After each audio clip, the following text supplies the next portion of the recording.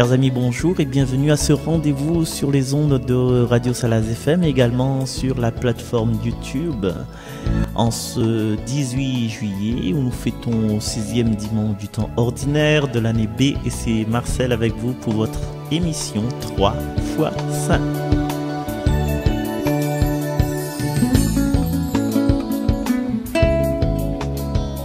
Et dans cette liturgie d'aujourd'hui, nous allons parler de berger, nous allons parler de repos, nous allons parler de brebis peut-être aussi, on verra bien, nous allons parler de burn-out, nous allons parler de tant de choses que vous partagerez peut-être dans votre vie. Et cette émission, une émission de l'île de La Réunion, donc ce sera une émission exclusivement en créole de La Réunion, en tout cas de ma part. Mais il y aura aussi des interventions en français parce que Dany est toujours et constamment et dans cette joie d'être à nos côtés pour nous emmener un peu plus loin dans son jardin, dans son univers. Et puis il y aura aussi la proclamation du psaume par Franceline, également la lecture de l'évangile. Je pense que Marie-Noël s'y collera encore un peu aujourd'hui. Et donc dans cette perspective où chez nous en ce moment c'est des vacances, eh bien c'est le temps du repos, c'est le temps où on prend conscience que le Seigneur est notre berger et rien ne saurait nous manquer. Et je vous laisse de suite avec la voix de Franceline qui habite à Grand-Îlette dans le cirque de Salazie. C'est sur Salaz FM et ça se passe ici et maintenant.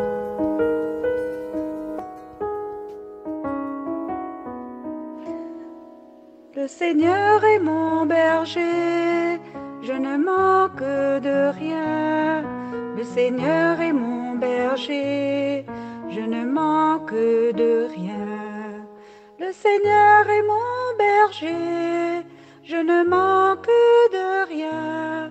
Sur des prés d'herbes fraîches, il me fait reposer.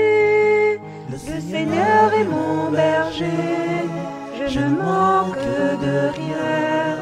Le Seigneur est mon berger, je ne manque de rien. Il me mène vers les eaux tranquilles et me fait revivre. Il me conduit par le juste chemin pour l'honneur de son nom. Le Seigneur est mon berger, je ne manque de rien. Le Seigneur est mon berger, je ne manque de rien. Si je traverse les ravins de la mort, je ne crains aucun mal, car tu es avec moi. Ton bâton me guide et me rassure. Le Seigneur est mon berger, je ne manque de rien. Le Seigneur est mon berger, je ne manque de rien. Tu prépares la table pour moi devant mes ennemis. Tu répands le parfum sur ma tête, ma coupe est débordante. Le Seigneur est mon berger, je ne manque de rien. Le Seigneur est mon berger, je ne manque de rien. Grâce et bonheur m'accompagnent tous les jours de ma vie. J'habiterai la maison du Seigneur pour la durée de mes jours. Le Seigneur est mon berger, je ne manque de rien. Le Seigneur est mon berger, je ne manque de rien. Le Seigneur est mon berger, je ne manque de rien. Psaume 22, 23, avec la voix de Franceline Maillot. Et pour aller plus loin dans ce psaume, je vous propose de rencontrer Dany. Bonjour Dany. Bonjour fidèles de la radio, bonjour Marcel. Bonjour. La semaine dernière, je vous ai parlé brièvement de ce beau psaume. Aujourd'hui, ce sera pour moi une continuité avec mes petits mots. Alors ce psaume est rempli d'émotions, de déclarations, d'encouragement, pour une vie heureuse et totalement comblée. Le Seigneur est mon berger, je ne manque de rien. Dans la société actuelle de surconsommation, de toutes sortes de choses qui nous encombrent et que nous n'avons pas besoin, comprenons-nous ce que Dieu nous demande, ce qui est nécessaire pour nous? Si nous recherchons sa présence dans nos vies, il nous nourrira spirituellement. Laissons-nous conduire par Dieu afin d'avoir une émotion positive, agréable, paisible. Essayons de mieux comprendre la relation de Dieu avec nous. Le berger avec sa brebis. Le berger ressent sa faiblesse, sa pauvreté, et c'est un besoin d'être conduit, entendre sa voix, c'est-à-dire la voix de Dieu, la voix du Saint-Esprit par la parole sainte. Le Saint-Esprit vient habiter en nous pour nous parler, éclairer, guider, enseigner. Sa voix est paisible et rassurante. Il partage notre peine et nous dit « Je suis là, je t'aime, je dépose un baume sur ton cœur blessé. » Nous allons sortir de cette prison où tu es enfermé. Si nous voulons avoir une vie heureuse, épanouie, accepter d'être conduits par Dieu, accepter les dons, les charismes que Dieu nous donne. Soyons attentifs à l'appel du Seigneur. Pour cela, ne nous dispersons pas dans toutes sortes d'endroits qui nous mènent à rien. Vivons selon l'exemple de Jésus. Respectez notre prochain, pas de mensonges, de commérages. Quand nous servons Dieu, montrez qu'on a du cœur à l'ouvrage. Donnez l'exemple.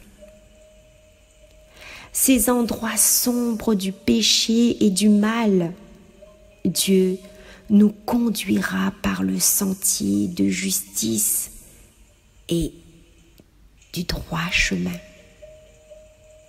Là où la mort règne, il portera consolation et rassure par sa présence. Pour cela, Dieu nous donne la sagesse par l'Esprit Saint qui renouvelle nos pensées et nous aide à nous concentrer sur des bonnes choses, à prendre les bonnes décisions. Il est totalement dans nos vies, nous connaît et sera toujours fidèle. La paix sera pour nous le résultat d'un chemin qui mène à Dieu. Nos cœurs ont besoin d'être dirigés, d'être attachés, plus de craindre des difficultés de la vie. Alors, laissons-nous conduire par Dieu et nous diriger. Vous aurez une vie heureuse pour l'éternité. Très belle journée à vous tous. Merci. Au revoir.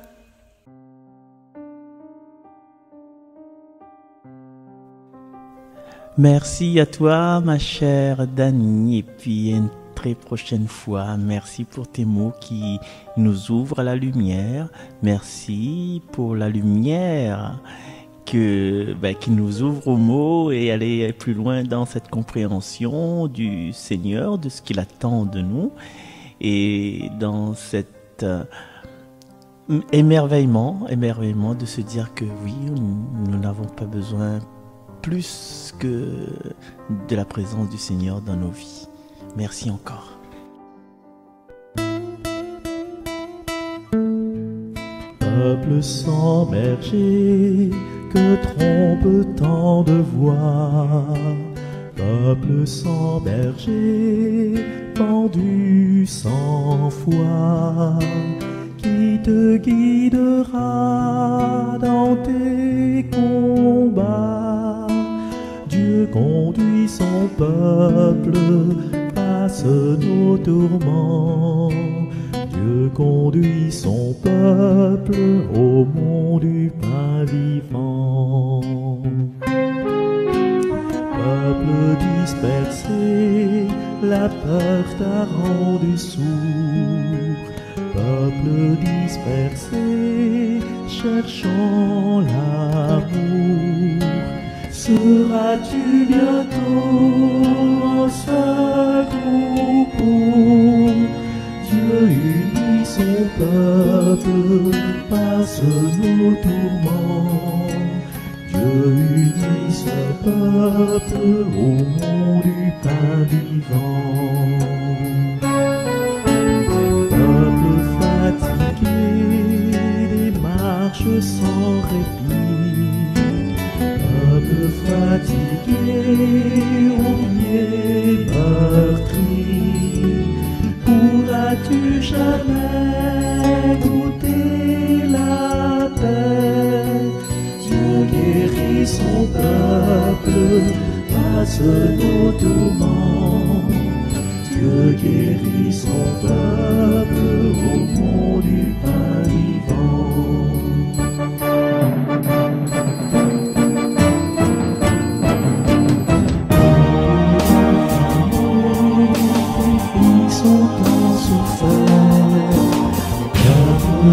Affamé dans ton désert, pourras-tu enfin trouver ton pain? Dieu nourrit son peuple, passe nos tourments. Dieu nourrit son peuple au mont du pain vivant.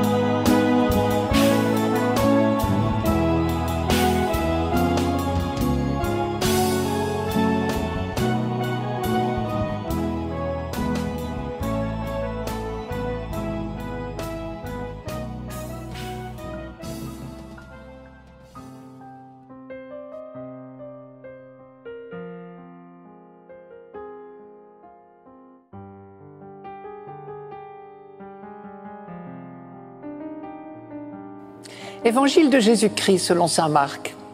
En ce temps-là, après leur première mission, les apôtres se réunirent auprès de Jésus et lui annoncèrent tout ce qu'ils avaient fait et enseigné. Il leur dit « Venez à l'écart dans un endroit désert et reposez-vous un peu. » De fait, ceux qui arrivaient et ceux qui partaient étaient nombreux et l'on n'avait même pas le temps de manger. Alors ils partirent en barque pour un endroit désert, à l'écart. Les gens les virent s'éloigner et beaucoup comprirent leur intention. Alors, à pied, de toutes les villes, ils coururent là-bas et arrivèrent avant eux. En débarquant, Jésus vit une grande foule. Il fut saisi de compassion envers eux, parce qu'ils étaient comme des brebis sans berger. Alors, il se mit à les enseigner longuement. Parole du Seigneur Tout-Puissant, nous rendons grâce à Dieu.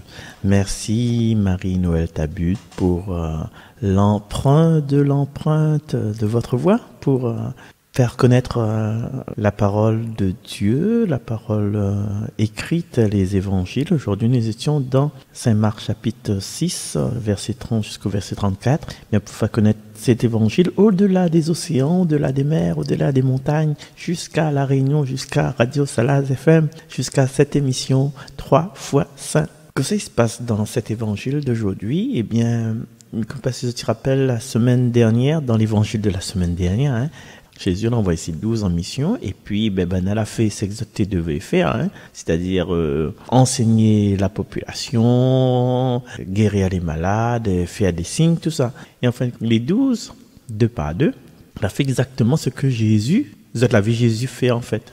Vous n'avez pas inventé rien, vous avez été seulement, le verbe être, comme dit mon ami Expédie, vous avez été. C'est vrai que vous avez fait, mais au départ, l'essentiel que vous avez été comme votre maître. Vous avez été envoyé en mission et puis chacun a fait ce qu'il doit faire. Et là, aujourd'hui, dans cet évangile, il revient. C'est un retour de mission. Et ce retour de mission fait penser à moi quand il envoie les enfants en colonie de vacances. Après que le bon enfant il revient, oui papa m'a vu ça, papa maman m'a vu ça. Tu vois, c'est colonies de vacances, ou bien quand la partie dessus le bateau, il faut faire le petit croisière grand bleu pour regarder les dauphins là, ou bien que ça va à l'aquarium, ou bien que ça visite un musée, le musée Villèle ou bien le musée Léon Dierks. Quand les bonnes mamans il revient, il raconte, oui, nous l'a vu ça, on a fait ça, t'es gaillard. Ou bien plus près de nous, quand maman, le premier jour, il va à l'école, le premier jour de la rentrée. Alors, le moment, les tracassés, bien le papa les tracassés. Et quand le maman y arrive, le moment, il est fatigué par son tracas et son travail est un peu en retard. Et du coup, quand il arrive l'heure, le moment est fatigué, il s'attrape le maman à l'école. Et là, le moment, il a besoin un peu de calme, un peu d'apaisement. Et là, le maman, oui, maman, mon camarade qui appelle comme ça, le monsieur appelle comme ça. Et Jésus, aujourd'hui, que ça lui dit, les gars, calme Azot. Et en plus, les bonnes personnes que les là, n'a même pas eu le temps de manger. Et de manger, c'est la base en fait. C'est la base. Faut avoir la force, pour continuer la mission, faut récupérer de la force de ce qu'on a dépensé. Le premier truc que Jésus dit aux autres, le seul truc que Jésus dit aux autres, le seul phrase qu'il dit aux autres dans ce passage-là, c'est « Venez à l'écart dans un endroit désert et reposez-vous un peu ».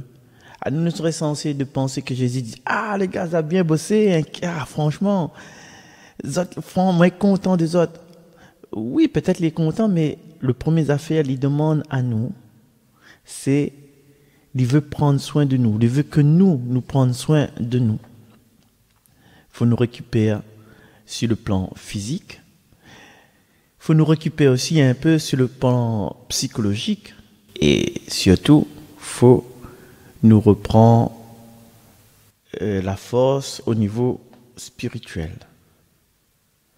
Et des fois, nous rencontrons des gens, ils disent à nous, en ce moment, tout ça que nous fait, tout ça que nous entreprend, il ne marche pas.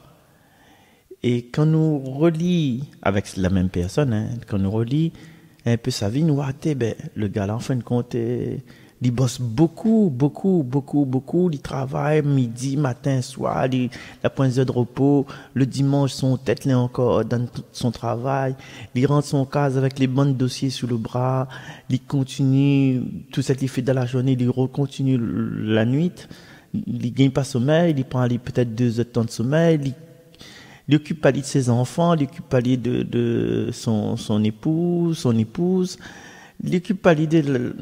à peine s'il a le temps de brosser les dents, baigner, il replonge dans le travail. Et pourquoi les choses ne réussissent pas? Il dit, pourtant, il travaille, justement, ou travaille trop là, en fait. Peut-être que en reposant, en prenant de la force, en prenant du recul, les choses, ils éclaircissent et on connaît où ça veut aller. Des fois, quand nous roulons trop vite sur la route, nous ne voyons pas les dangers, les à côté. Nous ne voyons pas les gendarmes à côté, sur le bord de la route. Mais nous roulons parce que il faut nous faire. Mais à un moment donné, en faisant trop, on fait pire. Quand il y avait une certaine époque, moi j'étais militaire, l'adjudant, il a dit dans le service midi travail, il dit comme ça, le mieux, c'est l'ennemi du bien. Quand quelque chose est bien, laisse comme il est. Et militaire, esprit militaire. Quand quelque chose les bien, laisse aller au niveau du bien. Parce que si vous ça rajoute un truc, en plus, il se peut qu'il détruit tout. Si vous rajoutez un petit peu de sel dans un carré que est déjà salé à point, ben, il gâte tout. Et il fait penser aussi au terme de je t'aime. Quand vous dites quelqu'un je t'aime, ben, le je t'aime là, il suffit à elle-même. Dans un je t'aime pur, simple, direct, je t'aime. Mais par exemple, si il rajoute un petit truc avec le je t'aime bien, mais où sont entre je t'aime et je t'aime bien, ou croire qu'on l'a rajouté une affaire en plus, mais finalement, l'intensité de ton expression, il diminue. Je t'aime beaucoup, mais l'intensité, il diminue. Mais pourtant, le bien, le beaucoup, il doit être supérieur à rien. Mais quand on dit, ah, tu sais, voilà, on a deux personnes, deux copines, bien copains, copines, de temps à autre, et puis à un moment donné, ben, le copine, il croit que le copain est amoureux d'elle, ou bien l'inverse, hein. Et puis, il pose la question, il dit, toi, est-ce que tu m'aimes? Ou bien, toi, est-ce que tu m'aimes? Il dépend qui se pose la question. Après, l'autre, il garde, il dit, tu sais, je t'aime bien. Ou bien, tu sais, je t'aime beaucoup. Mais quand il dit ça, il y a un mêlé hier, soit le mêlé exprimé, mais le mêlé dans la tête. Ben, voilà, c'est comme s'il dit, oui, je t'aime, moi non plus, quoi. Non, c'est juste pour exprimer que si nous fait beaucoup de choses, beaucoup trop de choses, en plus, elle fait en plus, lui, l'intéressant, la chanson, il dit bien, si nous fait en plus, ben, nous risquons de tout gâcher, nous risquons de rentrer dans un burn-out. Et le Seigneur, que ça il demande à nous encore, il demande à nous, ben, de prendre du temps pour refaire nos forces, de prendre du temps pour soi-même. Et si nous ne prenons pas du temps pour soi, comment nous pourra aider les autres? Parce que notre but dans notre vie, dans cette vie de fraternité, égalité, liberté, soi-disant, bon, ça va faire des polémiques sur des sujets qui ne concernent pas cette émission, c'est de prendre du temps pour les autres, pour aider les autres. Et il dit bien dans les avions, que ce soit Air France, Air Austral ou bien Corsair,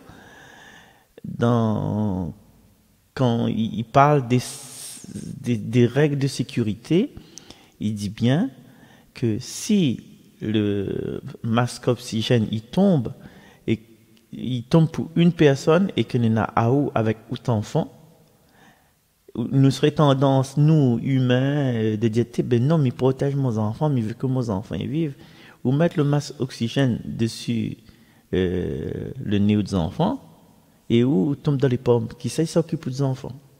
Du coup, il demande à les compagnies aériennes, il demande à ce que nous, adultes, c'est nous qui donnons le max oxygène en premier pour pouvoir ben, l'occuper de l'enfant, quoi. Ben, nous va dire non, laisse les enfants les plus importants, les femmes et les enfants d'abord. Mais non, les pas vrai, ça m'amaille.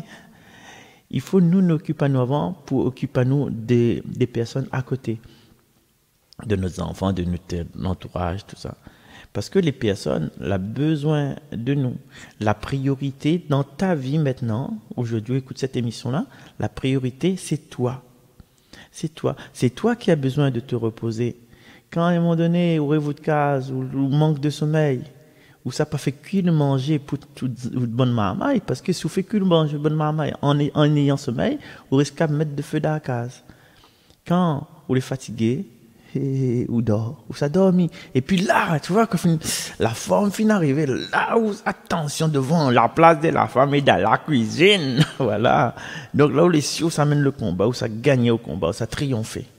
Qui dit repos de l'esprit, de ces changement d'air. Et dernier coup, à la télé, la 20 phrase, c'est dit, nous attendons que la situation y change, mais seulement c'est pas une situation. Le changement d'une situation va faire avancer l'affaire, va faire créer le bonheur, mais c'est un changement de soi. Au lieu d'un changement de situation, il faut changement de soi. Et pour changer de soi, comme le grand philosophe Marcel dit toujours, se déplacer pour se dépasser. en fait, nous avons besoin de changer d'air. Nous avons besoin d'aller ailleurs. Nous avons besoin de renouveler, d'aller dans faire vidange pour une voiture. Mais nous aussi, nous avons besoin de faire vidange, bien sûr, pour aller aux toilettes, bien sûr, mais nous avons besoin d'autres vidanges de l'esprit, parce que nous les amener à être découragés, à être épuisés quand nous les fatigués. Tu connais ça, quand nous les fatigués, n'a pas envie de faire rien. Ah, moi les fatigué, ah, mais je fais pas que manger, ah, mais repasse pas linge, ah, mais je fais pas câlin mon mari, parce que moi je suis trop fatigué, ah, mais je fais pas, mais aide pas ma mère, il faut le son parce que moi les fatigué. Et tout simplement pour retrouver la chasse la fatigue, pour retrouver les forces, il faut nous reprend nos forces. Et certains d'entre nous qui habitent à Salazie nous pourra dire que Salazie c'est un endroit mortel, la poignée pouffée, comme bon petit marmaille quand ils restent en place, ils sont là pour le droit bouche et dit papa, maman, je m'ennuie. Et puis quand nous les fatigués des montagnes, nous dit je m'ennuie, mais des fois nous avons envie d'aller. Et quand nous sommes ailleurs, nous trouvons, ouais, dans la plage, dans hamburger, dans tout ça. Mais c'est bizarre parce que quand nous sommes vers la plage, nous monte Salazie. Il vient rôder la fraîcheur de Salazie, il vient rôder la verdure, il vient rôder le calme. Et à nous dans le calme, nous ça cherche des trucs ailleurs. Mais quand nous arrivons en bas là, nous va faire un jour. Imagine, voilà, nous, un jour, 2 jours, 3 jours, quelques heures, mais après l'appel de Salazie, rappelle l'envie de faire bien fait ou l'envie de remonter, tu vois. Parce que nous les attachés à des choses, et puis le fait que nous la change d'air, le fait que nous la repose un peu, nous la change de décor, quand nous revient, les waouh, me rappelle quand les jeunes ils savent à la partie à Maurice voir le pape ou bien qu'à la partie au JMJ, quand tu reviens, les waouh, c'est les pétillants. Nous avons besoin de voir les choses de façon différente. Nous avons besoin de changement de notre vie. Nous avons besoin de déplacer à nous, comme il dit. Et sinon, nous devenons comme les amoureux qui restent tout le temps pareil, ils racontent tout le temps les mêmes histoires. Cet amour, il devient platonique. Il devient plate. Il manque de tonicité. Et c'est bon pour le couple, par exemple, de vivre du changement, d'aller faire un tour dans le Carajon, mais pas au lieu de prendre la voiture, d'aller monter telle place, d'aller au volcan quand on a la possibilité, de changer, d'aller à un petit restaurant quand il peut, si la situation y permet, de déposer marmaille chez mamie, voilà, de rentrer dans la grande roue, d'aller au cirque de Sainte-Suzanne, voilà, c'est tout ça en fait, pour changer notre vie, pour avoir un dynamisme de notre vie, pour pouvoir être bien, pour pouvoir prendre des forces. Et aussi des fois, nous avons envie que notre situation y change. La finalité, mais voudrait ceci, mais voudrait cela, mais voudrait vivre ceci, mais voudrait plus penser à cela. Mais pour que la situation y change, tu connais le secret, c'est quoi? Il faut que c'est moi qui change. Des situations nous peut pas maîtriser, nous peut pas changer. Par exemple, si on a un problème dans la famille, oui, t'es mis pas que mon cousin là, il est né avant moi. Mais on peut pas changer l'attitude de notre cousine. Mais par contre, ce que on peut faire, c'est de changer autre regard par rapport à cette cousine là. C'est de regarder la vie différemment. Alors, chers amis, nous profitons des vacances, nous profitons du changement, nous profitons que les enfants à la maison pour vivre ces vacances-là, ces moments que Dieu donne à nous, de vivre différemment. Et nous ne pouvons pas nous la question pendant toute cette semaine. Quoi m'y peut faire de différent cette semaine pour refaire mes forces intérieures et pour me rapprocher plus de Jésus qui invite à nous reposer. Et nous laisse à nous pendant cette semaine-là d'en parler avec Dieu dans notre prière, dans notre méditation, et peut-être qu'on nous retrouve à nous la semaine prochaine, nous aura déjà ce changement, il nous aura déjà une réponse et il nous va dire Seigneur merci, parce que grâce à cette émission peut-être nous là prend cette décision de vivre des changements, de vivre des choses nouvelles, d'être fou, de faire la folle, de danser, de vivre quoi, d'être nous-mêmes, d'être dans le plaisir, parce que Miko pas la lire un petit peu la somme théologique de saint Thomas d'Aquin, comme il invite vous à lire. Alors quoi qu'il dit dans sa somme théologique, eh bien il dit tout simplement le repos de l'esprit, c'est le plaisir. Alors mes chers enfants, prenez plaisir. Comme la récréation, bonne petite marmite quitte la salle de classe pour aller faire le désordre dehors. Et de temps en temps, à nous arrête à nous pour offrir à nous, comment dire, un bain de joie, parce que c'est tout le temps nous est triste, ou bien un bain de silence. Et là, dans ce silence-là, c'est Dieu qui se révèle. C'est dans ce silence-là que Dieu parle avec nous, dans le cœur.